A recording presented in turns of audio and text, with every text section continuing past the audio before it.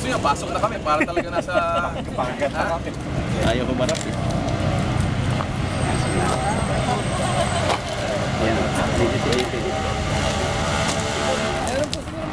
Yan. Lalaki yung ba ito, babae? Hindi nyo sinilip.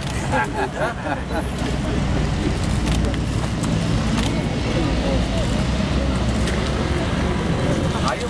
Sundot nyo kayo yung kamay nyo. Ito kayo. Naabutan na lang po ng pagkain. Hindi kinakagat Pwede nyo. ko siya abutan ng pagkain. Yung kamay, hindi ano niya. Hindi yun. Kahit nandun ang kamay nyo sa ano niya. Hindi niya abot ko lang sa kanya. Halimbawa, walang pagkain. Kamay lang. Hindi yun. Ha?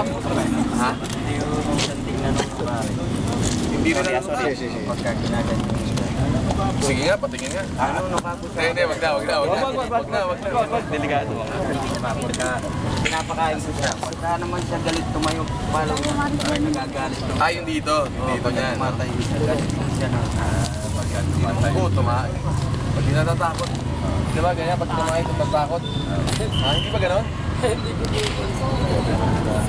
Huwag na bugin. Mas maganda pa yung kuha sa kanya. Yung nakasipay yung pakpak niya. Yan. Focus. Ha? Sanay na Bakit tinalikuran tayo? araw lang. Dami lang. Ikaw niya kumukuha sa pagkain. Lang din ako na. Tapos, Hahawak na rin ako ng pakpak ng ano. Sa Davao nga, hindi nahawakan yan. Alam ko dati nag-aalaga ako ng kalapat. Pag nagugulat. Ha? Hindi ba gano'n?